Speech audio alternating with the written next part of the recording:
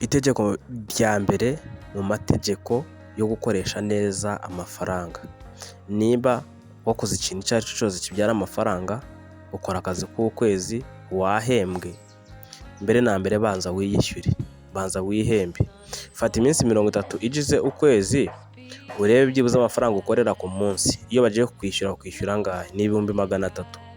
Noneho ufata amafaranga byibuze uvuga uti njyewe ngeraje n'ibintu nakoraga ngiye kwihemba aya ngaya, kandi ubikore uhozaho. Iyo wihembye mbere y'uko wishyura inzu, mbere y'uko wishyura amazi n'amashanyarazi, mbere y'uko ugira utwo wohereza mu rugo nabo ngo babeho, banza wihembe uvuga uti aya ni ayanjye, kandi ayo mafaranga wihembye ntabwo ariyo wizigamye. Tandukanya kwihemba no kwizigama. Kwihemba ni cya igihe cyose ugize akabazo ushobora gukora kuri ayo mafaranga ukivuza, igihe cyose ushatse kwambara ukambara, ariko nanone utabangamiye kwizigama. Impamvu bavuga ngo banza wihembe nuko byibuze uba wakoresheje imbaraga zawe. Rero bivuze yuko izo mbaraga ukoresha ejo n'ejo bundi zaguhinduka, ukongera ukanarwara n'akazi kakakunanira. Iyo wihemba rero bituma ya mafaranga yawe uyakoraho yandi wihembaga, ukajya kwivuza, ukaguraho imyenda, ukaguraho ibyo ushaka, uburoso bw'amenyo, ukagura umuti w'amenyo, ukagura amavuta yo kwisiga, uyakura muri yandi wajyaga wihemba. N'igishaka kibi cy'atanu ariko gihoraho, n'igishaka kibi cy'atanu ariko gihoraho. Noneho mbere y'ibyo byose numara kugira gute, numara kwihemba, bitwerekeze ku itegeko rya kabiri. Itegeko rya kabiri ni ugufata amafaranga noneho muri yandi wahembwe ugahita usevinga. Saving yawe ingana gute? Urafata 100%, ugenda ugabanya, uvuga uti njyewe nihembye angahe, nihembye 5%, yego yashyire ku ruhande, hasigare 95%. Noneho ushaka gusevinga kangahe, ni 25%, yego saving ugashyire ku ruhande. Fata amafaranga ya saving, fata amafaranga ya saving, uvuga uti njyewe aka kazi nkora ejo n'ejo bundi bose ashobora kunyirukana, ejo n'ejo bundi bashobora kunyirukana ngasubira mu Rwanda. Ubwo ndimo ndabwira abantu baba hanze, aho ngaho hanze muri hano hanze turi nako, kuko twese turi hanze, isaha n'isaha wasubizwa iwanyu.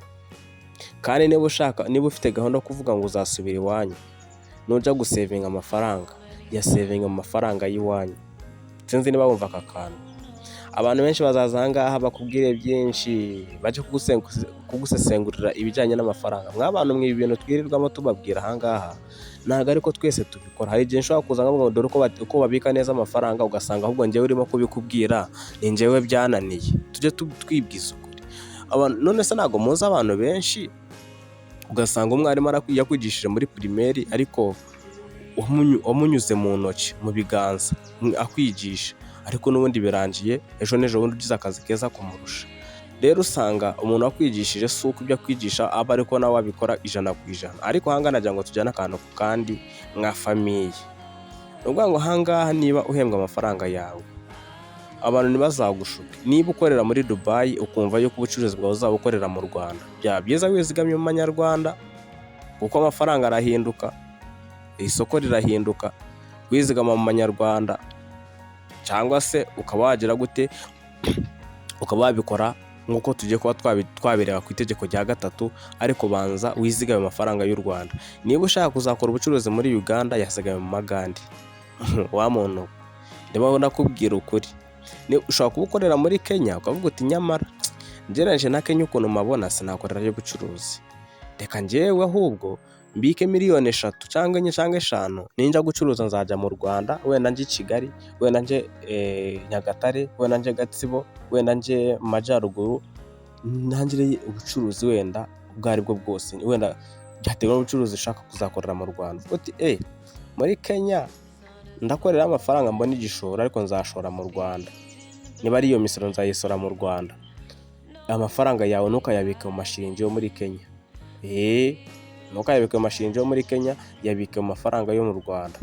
Iyo ushyize kuri banki zo mu Rwanda, ugashyira kuri mobile money zo mu Rwanda, isaha n'isaha iyo wagize igihinduka amafaranga yawe barayagusubiza.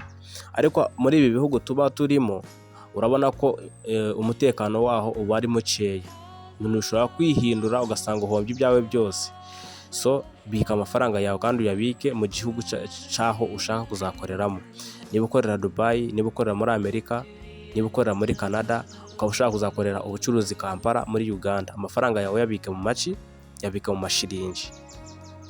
Yabika mu mashiringi. Iyo ni itegeko rya kabiri. Itegeko rya gatatu, amafaranga yawe yashyire ahantu yunguka andi.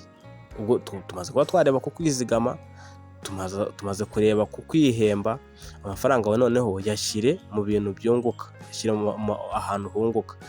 Nuko muri iyi minsi nyine online business zitagikora neza utakwizera, ariko biriya bintu bya online business imbere bigikora neza, hari ukuntu ashyiragaho ifaranga ryawe, wowe ukazajya wiryamira ugasinzira, ifaranga ririmo gukorera irindi, ugasanga ejo n'ejo bundi usanze ariyongereye, ejo usanze yagabanutse, ejo ariyongereye, ku buryo uvuga uti byibuze isaha n'isaha aya mafaranga nzajya kumara imyaka 3 yariyongereye. Ariko ubu ngubu ushobora gushyira amafaranga kuri online business tayari ukabura ahiye.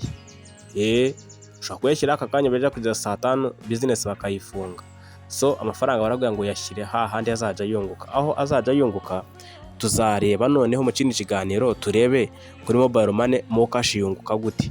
Kuko hariho izi mobile money MTN zifitemo nyine zifitemo ubushobozi bwo kuba washyira amafaranga akazajya yunguka, ndetse n'imigabane muri banki. Hari ukuntu muri banki ushyiraho ugasaving cyangwa se kwizigama kwawe, amafaranga akazajya yunguka buri kwezi.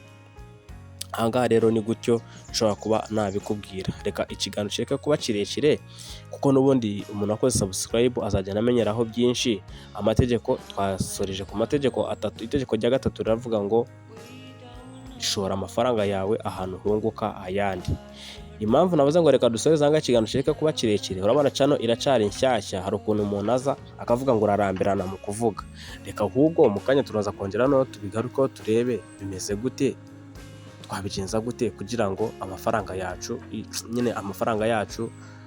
nyine gukoresha neza amafaranga. Kuko nagombaga kukubwira uko wayashora, ahantu wayashyira, ni byinshi cyane. Gukoresha amafaranga, uko washyira ku buzima, nyine ukishoraho wowe ubwawe, ukiyitaho, nyine uko wabigenza. Ni byinshi nabikubwira, ariko reka ikiganiro kireke kuba kirekire, turaza kugaruka. Ariko wibuke uburyo twaganire muri iki kiganiro, twaganiriye byacu bisanzwe mu buzima busanzwe, ntabwo twashyizemo ubwenge bwinshi cyane, ko nubwo bwenge bari bukeya, kuko nta muntu ugira ubwenge ku kijyanye n'ifaranga ngo yumve arametirije, keretse nka ba Elon Musk, kandi nabo bageze igihe nabo bagakora amakosa bagahomba. So ugomba kumenya yuko amafaranga ni ikintu nk'uko utakwiga isi yose ngo uyimare, ni nako n'ifaranga utaryiga ngo urimare. Cyakoze wiga iby'ibanze bishobora kuba byagufasha kubaho mu myaka 30, mu myaka 40, ariko ntabwo ushobora kwiga byinshi ejo ukazabisiga, abuzukuru bawe bakazakomerezaho. Ni gutyo nyine ifaranga riremye, ryunguka buri munsi, ariko nanone rihomba buri munsi. Ahangaha nakubwiye akantu hagati mu kiganiro, nakubwira ngo wa muntu, ibi bintu bagenda batubwira hano, umuntu akabwira ngareba, agashyiramo ibintu byinshi, agashyiramo ubumenyi bwinshi, akagenda agashaka ngo ibitabo by'abantu benshi banditse. Yego barabyanditse, ariko ibyo bintu hari igihe ushobora gusanga uyu munsi wowe arimo kubikubwira nta kintu biri bukumarire. Byaruta rero ugakoresha inyurabwenge zawe, ukavuga uti ngiye ko nkorera muri Kenya, ndashaka kuzakorera he business, nzayikorera mu Rwanda. Yego amafaranga yawe utangirira saving mu Rwanda. Ndashaka gukorera business muri Kampala kandi nkorera Dubai, amafaranga yabike hehe? Mu mashiringi y'amagande. Nuyabika mu idolari, ushaka kuzasanga ejo n'ejo bundi idolari ryagize gute, ritagifite noneho agaciro. Ariko hantu washyize amafaranga kubera ko ariho uzakorera, byanga byakunda ifaranga ryaho wabitse miliyoni 5, byanga byakunda izo miliyoni 5 ntabwo waburamo ikibanza. So kana subscribe, turagaruka mu kindi kiganiro.